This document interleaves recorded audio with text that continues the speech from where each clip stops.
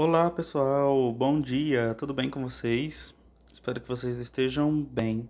Aqui quem fala é o professor Aislan do Centro Educacional Paideia e a gente iniciou os nossos conteúdos do terceiro bimestre da nossa disciplina de produção textual, falando sobre um gênero textual muito interessante. A gente viu sobre um roteiro cinematográfico, não é? Como se dão os textos. E a gente viu algumas coisinhas para a gente relembrar, como por exemplo, eles pertencem ao grupo de textos narrativos, não é? Narram uma história, só que tem algumas características próprias, como por exemplo, os nomes dos personagens, do narrador destacados.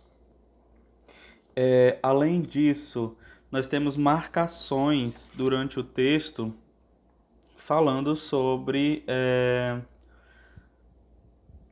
o cenário, sobre as ações que estão acontecendo ali em volta, para situar. É como se fosse dicas que o escritor coloca para que quem está lendo aquele roteiro consiga se situar e perceber como aquela cena está acontecendo, né? Essas marcações que dizem fulano de tal sai de cena, ou fulano de tal entra em cena, ou fulano de tal fala isso enquanto coça o queixo com cara de pensativo. Então todas essas marcações que tem dentro de um roteiro cinematográfico, de um roteiro de uma forma geral, são chamadas de rubricas, tá bom? Então, essas rubricas, os nomes marcados, como a gente vê aqui, as falas dos personagens, logo abaixo do nome deles, indicando como esse diálogo vai acontecer. Tudo isso são características do roteiro. A gente teve até uma atividade na semana passada que era para a gente roteirizar, entre aspas, não é? Uma cena de algum filme, de algum vídeo que vocês gostem, né?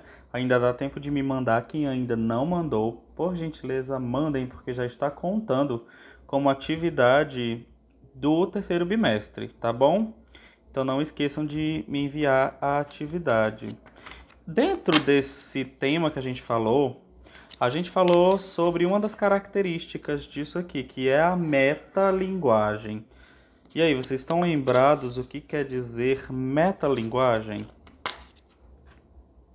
Bom, a metalinguagem é uma função da linguagem de explicar como acontece determinada coisa, utilizando aquela própria coisa para falar, para passar essa mensagem. Mas será que eu compliquei ainda mais?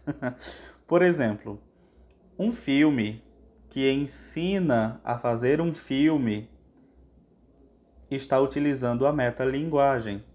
Um texto, lembram daquele texto que eu mandei para vocês que o título era Como Escrever Bem? Que dava dicas para a gente melhorar a nossa maneira de escrever e tudo mais. Aquele texto pode sim ser considerado um texto que utiliza a metalinguagem, porque ele se utiliza das palavras, se utiliza do texto para ensinar como melhorar um texto, não é?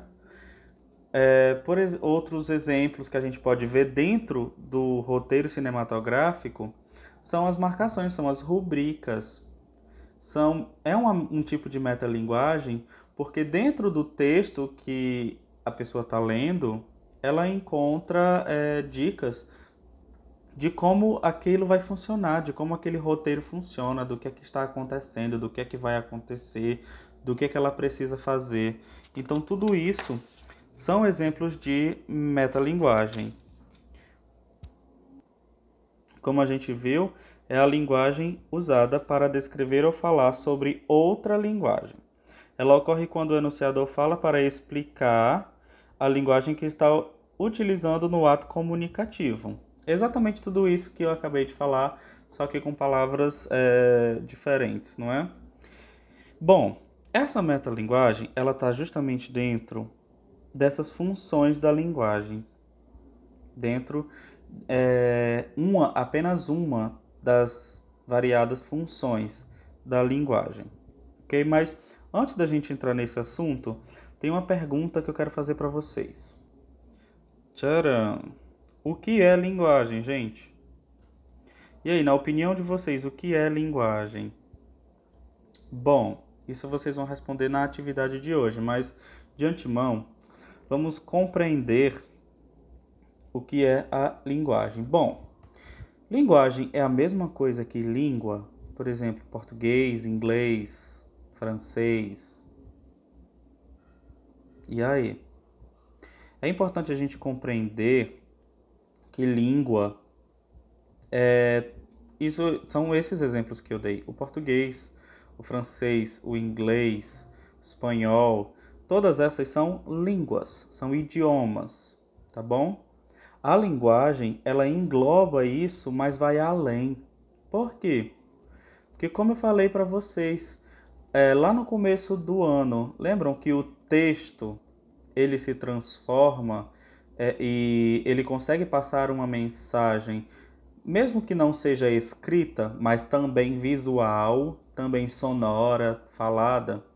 A linguagem, ela compreende tudo isso, não apenas a língua que a gente fala, mas os nossos movimentos, os nossos gestos, o nosso olhar, tudo isso também faz parte da linguagem. Ou seja, todas as coisas, não só a língua, mas todas as coisas que ajudam a compor uma comunicação fazem parte de uma linguagem, não é? Claro, existe a linguagem escrita, existe a linguagem visual, existe a linguagem gestual, existe a linguagem sonora. Existem linguagens que se adequam às mais variadas necessidades comunicativas, não é? Então, já que a linguagem pode ser tão variada, as suas funções são tão variadas quanto, não é? A gente hoje vai conhecer essas funções que foram colocadas pelo linguista, ele é russo, Roman Jakobson. E ele colocou essas funções que são muito interessantes para a gente entender quando a gente fala de texto escrito. Por quê? Porque a gente pode perceber essas funções da linguagem dentro de determinados gêneros textuais, tá bom? Por exemplo, a função poética da linguagem, que é quando se evidencia a mensagem expressada de modo criativo, inovador, e não é isso que acontece na poesia, no poema, na linguagem poética. A gente usa a palavra transformando o sentido dela, colocando muitos mais sentidos, além do sentido próprio daquela palavra, não é? De forma a tentar embelezar o texto. Então essa função poética da linguagem, ela pode estar presente em poemas, em letras de canções, né? Nos textos de prosa poética.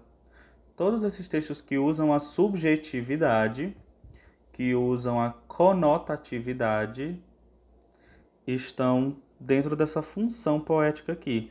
Aí vem a função metalinguística, que foi essa que a gente viu, que é uma das características do roteiro cinematográfico. A função metalinguística evidencia a linguagem, o código de comunicação. Quando a gente, por exemplo, lê um livro falando sobre adjetivos, substantivos, pronomes, explicando o que é cada um deles, a gente está vendo essa função metalinguística aqui da linguagem. Por quê? Porque são textos explicando como funciona a gramática de uma língua, como funciona a língua em si, né? Então a gente percebe a metalinguagem, justamente nesses textos que explicam como fazer um texto, que explicam como funciona a língua, ok? Aqui o exemplo que ele está dando também são os verbetes de dicionário, que mostram o significado das palavras, né? Para a gente utilizar uma linguagem, para a gente utilizar uma língua, a gente precisa saber os significados das palavras naquela linguagem, naquela língua. Então, o verbete de dicionário funciona também com essa função. Já a função referencial ou denotativa evidencia a informação, o assunto tratado no texto, como, por exemplo, as notícias e reportagens. Por que elas são referenciais? Porque elas estão usando como referência um fato ocorrido para transmitir a sua comunicação, para transmitir o seu conteúdo, tá bom? Então elas estão fazendo referência a um fato, por isso que elas são referenciais. A função emotiva privilegia as emoções do enunciador, como por exemplo nos diários e cartas pessoais. É quando o texto ele tem como objetivo expressar aquilo que você quer, aquele sentimento que você quer colocar em palavras, aquelas emoções. Essa é a função emotiva da linguagem. Já a função conativa ou apelativa destaca o destinatário, a intenção do enunciador em convencer o destinatário sobre algo. Por exemplo, as campanhas publicitárias. Por isso aqui que se fala também apelativa. Por quê? Porque como o principal objetivo é alcançar o destinatário, então não vai medir esforços, inclusive apelar, não é? Para que a mensagem chegue até esse destinatário. E por fim, a função fática, que visa testar o canal de comunicação, estabelecer contato. Isso aqui é muito interessante, porque às vezes quando a gente está explicando algo para alguém, a gente se prende a uma palavra e fica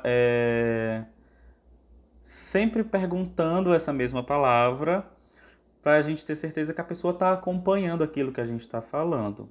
Por exemplo, o famoso né? Quando a gente está falando com alguém que a gente fica perguntando todo momento, né? Aí aconteceu isso, isso, isso, isso. Tá entendendo, né? Tá entendendo? Então, todas essas palavras que eu utilizei agora, essas perguntinhas, fazem parte da função fática, que elas estão vendo se você está acompanhando a história, se você está realmente entendendo, porque eu quero que você compreenda a história, né? Viram? Gente, a linguagem tem essa função comunicativa, mas além disso, ela tem uma função social dentro da nossa sociedade. A linguagem, ela transpassa essa coisa de ser um instrumento de comunicação, mas ela é utilizada como forma de ação e interação social. Então, através da linguagem também se age, também se constroem ações e se interagem, né? Então, a função... Olha eu utilizando o né aqui. Agora eu vou ficar falando né toda hora. Então, a função da linguagem, hoje em dia, ela transpassa simplesmente comunicar, passar uma mensagem, mas também interagir, fazer as pessoas interagirem, fazer as coisas acontecerem. Olha um exemplo bem interessante. É através da linguagem que uma pessoa passa de solteira para casada. Isso é um exemplo muito interessante. Por quê? Porque será que qualquer pessoa pode, aliás, qualquer pessoa não pode declarar um casal casados, né? Apenas um juiz ou um líder religioso, dependendo da religião daquela pessoa. Mas dentro do Estado civil, apenas um juiz de paz pode declarar isso legalmente. E a partir da palavra dele, a partir da linguagem, até aqueles papéis que as pessoas assinam, é que se declara. Por isso que ele fala que a linguagem também é ação. Por quê? Porque a partir da linguagem se declarou e mudou o estado civil de uma pessoa. Antes era solteira, depois que o juiz de paz diz, eu vos declaro marido e mulher. Aí depois disso passa a ser casado. Então essa é uma ação que foi feita a partir da linguagem. Entenderam essa questão? Entenderam o que é a metalinguagem e quais são as outras funções da linguagem de acordo com o Roman Jakobson? Bem interessante, não é? Identificar isso nos textos que a gente vê. Bom, por hoje é só. Espero que vocês tenham compreendido. Qualquer dúvida eu estarei no privado para falar com vocês, ok? E tchau, tchau, pessoal. É isso. Saudades de vocês, hein? Tchau.